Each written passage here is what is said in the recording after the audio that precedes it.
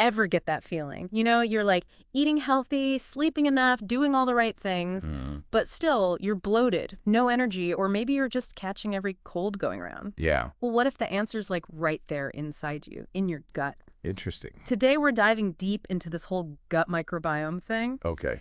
And how prebiotics, probiotics, and postbiotics are like the keys to unlocking its power. It really is fascinating, isn't it? I mean, to think we have trillions of bacteria just living in our gut, forming this crazy ecosystem we're only starting to understand. Yeah. And it's way more than just digestion, too. Right. These little microbes affect our immunity, even our mental health. It really is like a whole world inside us, shaping our health in ways we never even imagined. Exactly. So let's start basic. Right. What is this gut microbiome thing, and why is it so important to us? Okay, so picture your gut like a city, right?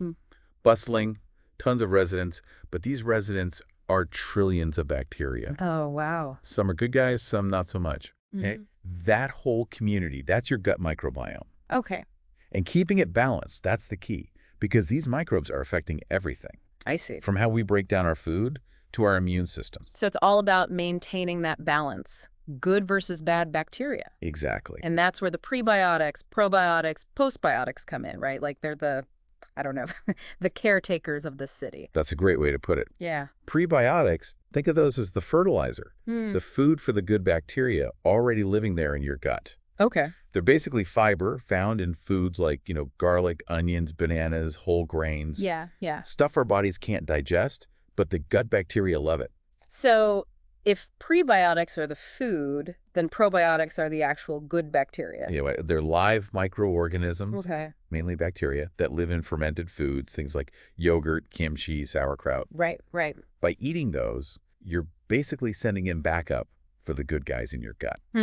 Adding to the team. Exactly, making your microbiome stronger, more diverse. Makes sense. So we've got the food and the workers. Okay. Now, where do postbiotics fit into this city picture?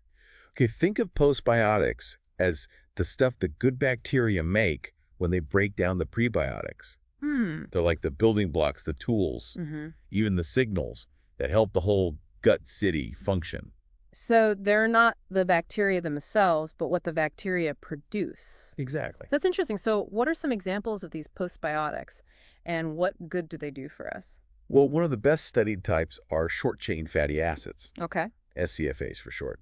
And these little guys have a ton of benefits, from lowering inflammation to actually strengthening your gut lining. Wow. They even improve how your gut and brain communicate. Wait, hold on. The gut talking to the brain. That's fascinating. It really is. We're just scratching the surface of how it all works. Yeah. But it's clear that the gut and brain are constantly chatting, sending signals back and forth. Oh. It's like a two-way street, this gut-brain axis.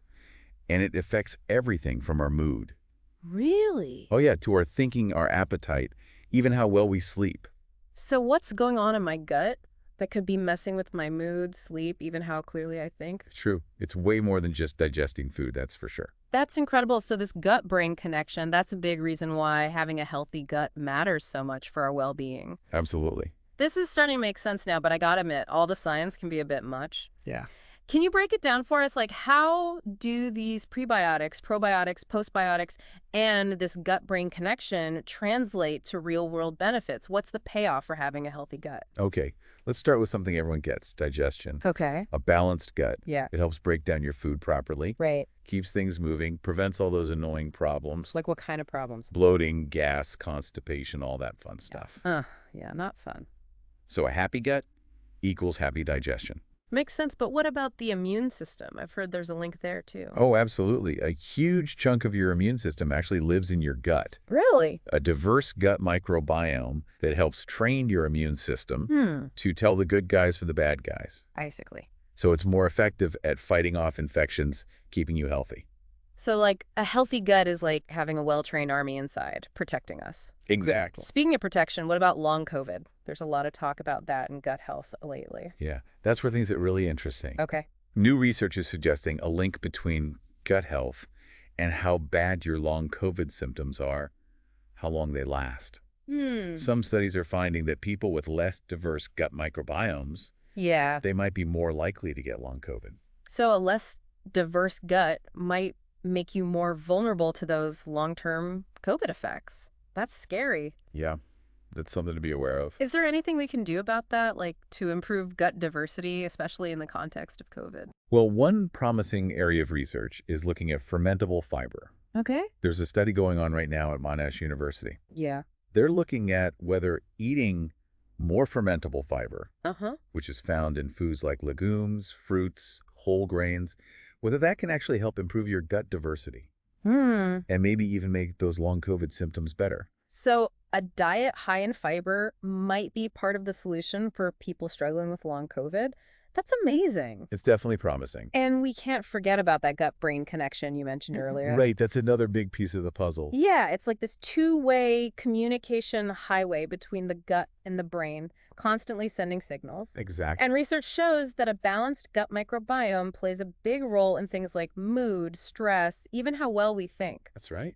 Wait, so what I eat can really affect my mental well-being? It really can. That's mind-blowing. How does that even work? It's complicated, but one key thing is neurotransmitters. Your gut bacteria actually help make certain neurotransmitters, like serotonin, which is known to affect mood and sleep. Hold on, so the bacteria in my gut are helping to create the same chemicals that control my mood and sleep. That's right.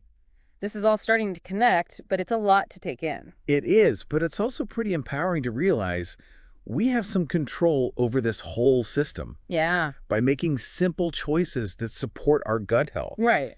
We can actually positively impact all these different areas of our well-being. So taking care of our gut is really a fundamental step towards overall health. Absolutely. But where do we even begin? How do we incorporate these prebiotics, probiotics, postbiotics into our lives? What should we be eating? Great question. Let's get into the practical stuff. Okay, I'm ready. Let's hear it. We're going to talk about specific strategies you can use to nourish your gut and unlock its full potential. Sounds good to me. Let's get tactical. So we've got this amazing gut microbiome that's key for our health. And we know that prebiotics, probiotics, and postbiotics are crucial to keeping it balanced. But I'm wondering, like, what are some things that can mess this delicate ecosystem up? Oh, that's a really good question. The gut microbiome's super adaptable, but it's also really sensitive to things that can throw it off balance.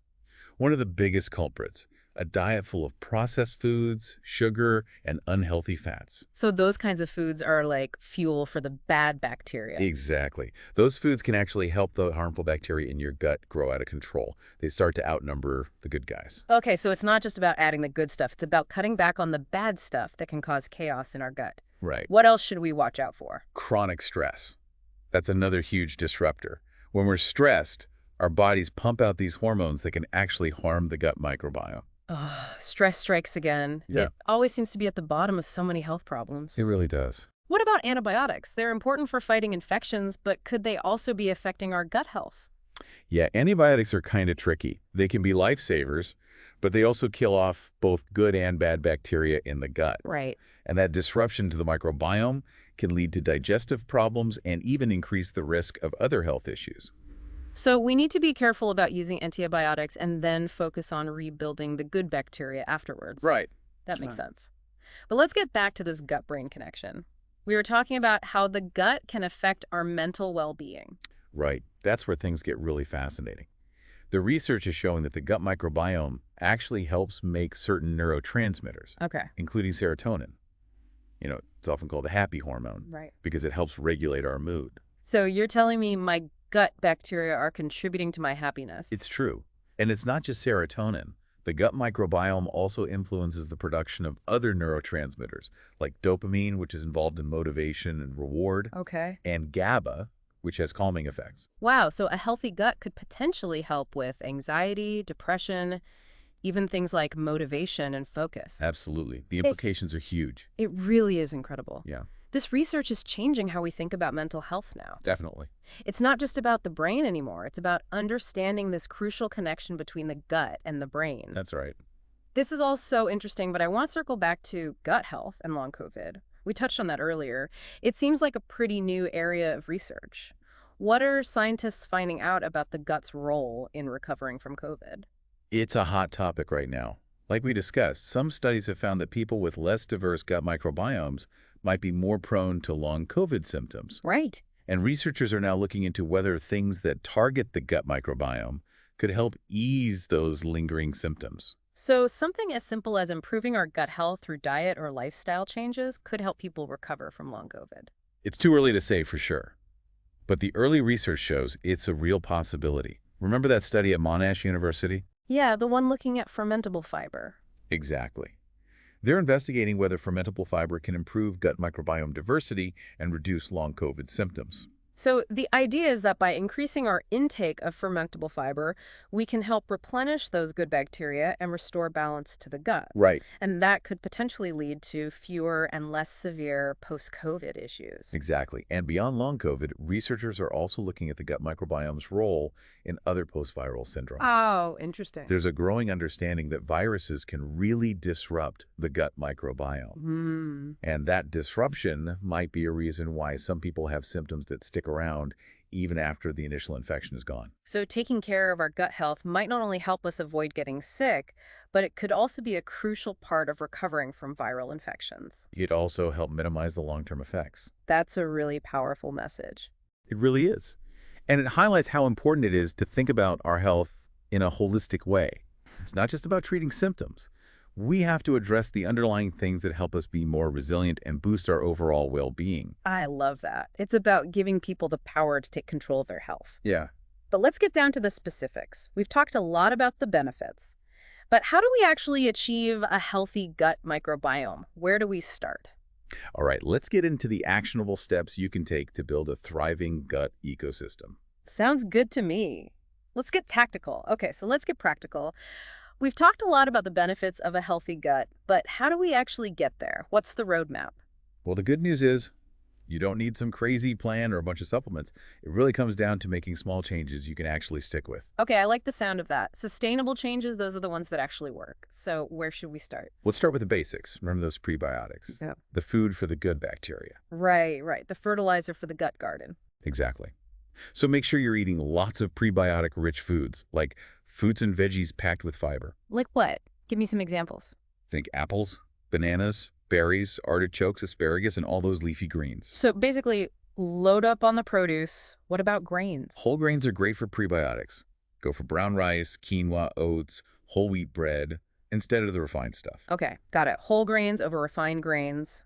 What else? Don't forget about legumes, beans, lentils, chickpeas. They're nutritional powerhouses, and they've got tons of prebiotic fiber. Perfect. So we've got our prebiotic base covered. What about probiotics? How do we get more of those good bacteria into our system? Fermented foods are your best friend here. Yeah. Things like yogurt, kefir, sauerkraut, kimchi, kombucha, they're all full of those live, active cultures of good bacteria. So fermented foods should be on the menu regularly.